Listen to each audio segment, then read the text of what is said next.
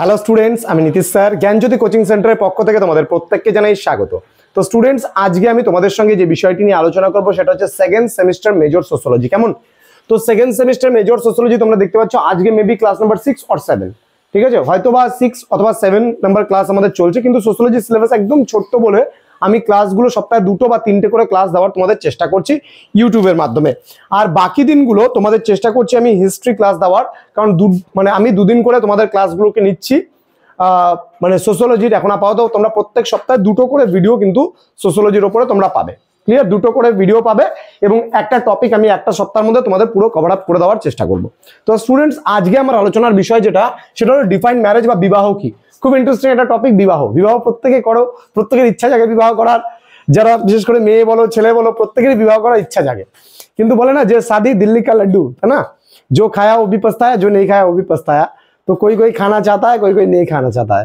तो कोई बात नहीं, चलो শুরু করি আজকের ক্লাসটা। তো বিয়ে একটা সময় পরে আমাদের প্রত্যেককেই করতে হয় এটা, কারণ এটা হচ্ছে সমাজ স্বীকৃত একটা প্রতিষ্ঠান, আমরা বলতে পারি বিবাহ। কিন্তু বিস্তারিত ক্লাসটি আলোচনা করার পূর্বে তোমাদের সঙ্গে আমি যে কথাটা বলতে চাই সেটা হলো অনলাইন কোচিং এর ব্যাপারে বা অনলাইন কোর্স যদি তোমরা করতে চাও, আমাদের কাছে অনলাইনে পড়তে চাও, তাহলে অবশ্যই যোগাযোগ করো আমাদের সঙ্গে 6295916282 এবং 7076398606 নাম্বার। এই নাম্বারে তোমরা মেসেজ করতে পারো অথবা কলও করতে পারো তোমরা রেজিস্ট্রেশনের জন্য। আমাদের জ্ঞানজ্যোতি কোচিং সেন্টার রেজিস্ট্রেশন ফিস হচ্ছে পুরো 999 রুপিস এবং ডিউরেশন হচ্ছে 6 মান্থস। এই 6 মাসের মধ্যে তোমাদের কিন্তু আমরা যাবতীয় বিষয় কমপ্লিট করিয়ে দিচ্ছি, অর্থাৎ 6টা সাবজেক্ট তোমাদের রয়েছে, major, minor, MDC, BSc, Aisi, SSC এবং তোমাদের এসইসি, সম্পূর্ণ সাবজেক্টগুলো মিলিয়ে কিন্তু আমাদের কোর্স ফি করা হয়েছে মাত্র 999 রুপিস, ডিউরেশন 6 মান্থস। ওকে, তো তোমরা যারা রেজিস্ট্রেশন করতে চাইছো অবশ্যই আমাদের নাম্বারে যোগাযোগ করতে পারো। এছাড়া তোমরা যারা এখনো পর্যন্ত আমাদের অফিসিয়াল ইউটিউব চ্যানেলটিকে সাবস্ক্রাইব করনি, তারা অবশ্যই চ্যানেলটিকে সাবস্ক্রাইব করে পাশে থাকা বেল আইকন অল প্রেস করে দাও, যাতে নেক্সট টাইম থেকে কোনো ভিডিও আপলোড করলে তার নোটিফিকেশন তুমি সবার আগে পেতে পারো। ঠিক আছে, চলো শুরু করছি আজকের ক্লাসটা। দেখো, বিবাহ কি আমরা যদি বলতে চাই ডিফাইন ম্যারেজ, আমরা পরে সমাজ তত্ত্ববিদ যারা আছে বা সমাজবিদ যারা আছে তাদের ডেফিনেশনটা আমরা পরে আসছি। কিন্তু বিবাহের কথা বলতে গেলে দেখো, মানুষ একটা সমাজবদ্ধ জীব, তাই না? আমি তুমি প্রত্যেকে কিন্তু সমাজবদ্ধ জীব, কারণ আমরা সমাজের মধ্যে থাকি। আমরা কিন্তু বনে জঙ্গলে নিশ্চয়ই থাকি না। পশুদেরও নিশ্চয়ই একটা সমাজ হয়, কিন্তু তারা জঙ্গলে সেই সমাজ গড়ে তোলে। কিন্তু মানুষ কিন্তু জঙ্গলে সমাজ গড়ে তোলে না। মানুষের একটা নিজস্ব সোসাইটি আছে, একটা সমাজ আছে। মানুষ সংঘবদ্ধ জীব বলতে পারি আমরা, বা সমাজবদ্ধ জীব। বন্ধু ছাড়া কিন্তু কোনো মানুষই চলতে পারে না। তাহলে এই সমাজবদ্ধ মানুষ কি করে তাদের জেনারেশনটাকে দিনের পর দিন বাড়াচ্ছে? বিবাহের মাধ্যমে। ঠিক আছে, বিবাহ একটা সমাজ স্বীকৃত প্রতিষ্ঠান আমরা বলতে পারি। ক্লিয়ার? বিবাহ কি? বিবাহ বলবো একটা সমাজ স্বীকৃত প্রতিষ্ঠান। এখানে কি বলছে যে বিবাহ ব্যতীত কোনো পরিবার কিন্তু সংগঠিত হতে পারে না। যদিও বা এখন লিভ ইন রিলেশনশিপটাকে আমাদের সোসাইটি মানে প্রায়োরিটি দিচ্ছে, বাট এখন কিন্তু সোসাইটি পুরোপুরিভাবে অনুমোদন কিন্তু করে না। আমাদের যে সোসাইটি আছে সেই সোসাইটি কিন্তু কখনোই লিভ ইন রিলেশনশিপটাকে কিন্তু কখনোই অ্যাকসেপ্ট করে না। কিন্তু যেটা মনে করো মানে ওয়েস্টার্ন কান্ট্রিগুলোর কথা যদি আমরা বলি, বিদেশি সমাজগুলোর কথা যদি আমরা বলি, তাহলে বিদেশি সমাজে লিভ ইন রিলেশনশিপ বলতে গেলে যেটা বোঝায় সেটা তোমরা নিশ্চয়ই জানো, যে বিবাহের আগে বা বিবাহ না করে স্বামী স্ত্রীর মতো একত্রে থাকাটাকেই বলে লিভ ইন রিলেশনশিপ। তারা ফিজিক্যালি একে অপরের সম্পর্কে আসতে পারে, তারা একসঙ্গে থাকতে পারে। এটা হচ্ছে মানে এখন আমাদের ইন্ডিয়াতেও অনুমোদন দেওয়া হয়ে গেছে এই লিভ ইন রিলেশনশিপকে, কিন্তু ওয়েস্টার্ন এটা কালচার। ক্লিয়ার?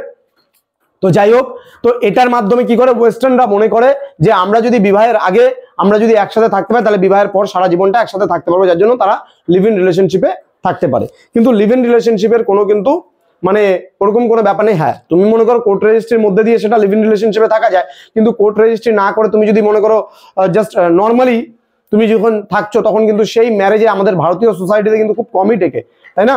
তো যাই হোক, আমি সেই সমস্ত প্রসঙ্গে আসবো না। আমি এখানে যদি ম্যালিনোস্কির যদি ডেফিনেশনটা বলি, তাহলে বিবাহ হলো সন্তান উৎপাদন এবং প্রতিপালনের একটি চুক্তি।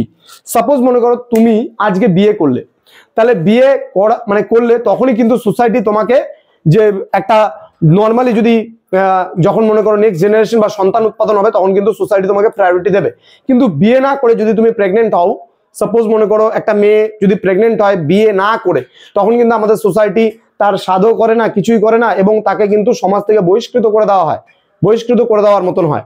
তাহলে বিয়ে না করে কিন্তু আমাদের সোসাইটি সন্তান উৎপাদনের অনুমোদন দেয় না। তাহলে ম্যালিনোস্কি কি বলেছেন যে বিবাহ হলো সন্তান উৎপাদন এবং প্রতিপালনের একটি চুক্তি। তুমি বিবাহের মধ্যে দিয়ে কিন্তু সন্তান উৎপাদন করার ক্ষমতা রাখো, তুমি ফিজিক্যালি একজনের সঙ্গে অ্যাটাচমেন্ট হতে পারো, সেটা কিন্তু একমাত্র মানে বিবাহের মধ্যে দিয়ে, বিবাহ ছাড়া কিন্তু এটা কখনোই আমাদের সোসাইটি কিন্তু অ্যাকসেপ্ট করে না এই জিনিসটাকে। দেন আমাদের অপর একজন আমরা অ্যান্ডারসন এবং পার্কার, তাদের সোসাইটি বলে একটা গ্রন্থ আছে, সোসাইটি বলে একটা গ্রন্থ আছে, সেই সোসাইটিতে কি বলেছেন, বিবাহ হলো পিতৃত্ব বা মাতৃত্ব প্রতিষ্ঠার জন্য এক বা একাধিক পুরুষের সঙ্গে এক বা একাধিক মহিলার সঙ্গে যৌন সম্পর্কের সামাজিক অনুমোদন। এখানে হবে যৌন সম্পর্কের, ঠিক আছে, যৌন সম্পর্কের, ঠিক আছে। অর্থাৎ তুমি ফিজিক্যালি অ্যাটাচমেন্ট কখন হতে পারবে, যখন তুমি বিবাহ করবে। তাহলে বিবাহ হলো পিতৃত্ব বা মাতৃত্ব প্রতিষ্ঠার জন্য। এবার মনে করো কেউ বাবা হতে চায় বা কেউ মা হতে চায়, তাহলে বিবাহের মধ্যে দিয়ে কিন্তু একটা সময় পরে যখন সন্তান উৎপাদন হবে, সেই সন্তান উৎপাদনের ফলে তোমার কিন্তু পিতৃত্ব বা মাতৃত্ব প্রতিষ্ঠিত হতে পারে।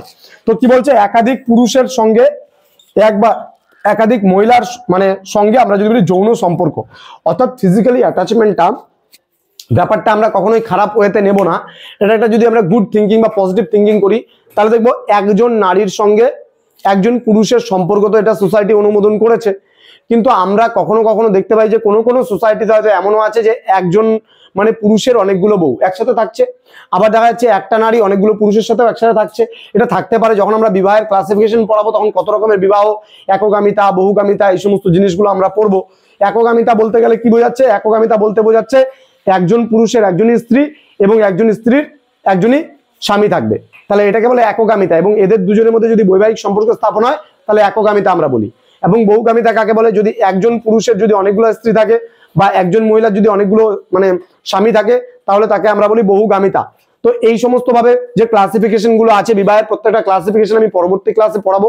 কিন্তু আজকের যে বিবাহ যে আমরা পড়ছি বা বিবাহ কাকে বলে যে আমরা পড়ছি, এখানে দেখলাম একটা সমাজ স্বীকৃত অনুমোদন। তাহলে বিবাহ হলে পারে তুমি সন্তান উৎপাদন করতে পারবে, আদারওয়াইজ তুমি সন্তান উৎপাদন করতে পারবে না।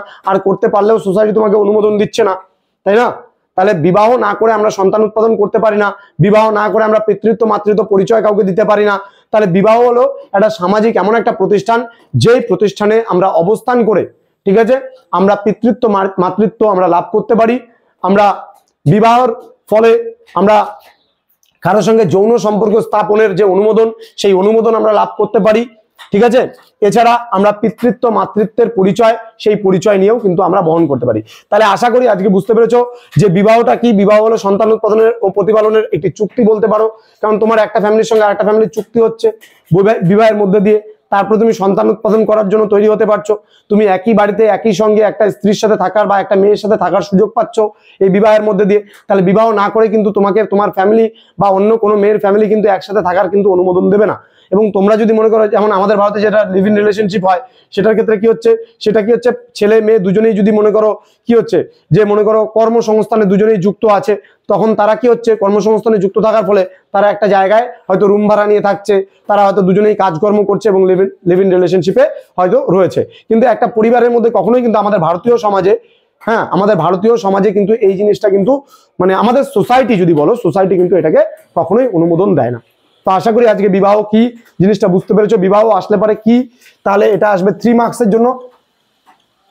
3 মার্কসের জন্য বিবাহ কি বা বিবাহ কাকে বলে, এটা 3 মার্কসের জন্য আসতে পারে। বা ডিফাইন ম্যারেজ বা হোয়াট ইজ ম্যারেজ, ঠিক আছে, বা what do you mean by marriage, ঠিক আছে। তো তুমি ম্যারেজ সম্পর্কে কি জানো, বিবাহ সম্পর্কে কি জানো, এই ডিটেলসটা আমি আজকে আলোচনা করলাম। নেক্সট ডে আমি আলোচনা করব ক্লাসিফিকেশন অফ ম্যারেজ, অর্থাৎ ম্যারেজ কয় প্রকার ও কি কি। তো স্টুডেন্টস, তোমাদের আরো একবার বলবো, ভিডিওটি শেষ করার পূর্বে যারা এখনো পর্যন্ত আমাদের অফিসিয়াল ইউটিউব চ্যানেলটিকে সাবস্ক্রাইব করনি, তারা অবশ্যই চ্যানেলটিকে সাবস্ক্রাইব করে পাশে থাকা বেল আইকন অল প্রেস করে বন্ধুদের সঙ্গে আজকের ক্লাসটি শেয়ার করো। এবং মেজর সোশ্যোলজির ক্লাস আমি নীতিশ স্যার নিয়ে আসবো তোমাদের সামনে প্রতিনিয়ত, এবং সপ্তাহে তোমরা বলেছি যে 2টো করে মেজর সোশ্যোলজির উপরে তোমরা ক্লাস পাবে আমাদের ইউটিউব চ্যানেলে।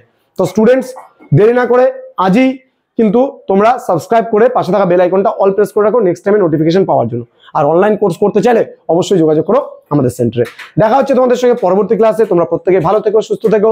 Thank you so much, thanks for watching after all, thank you.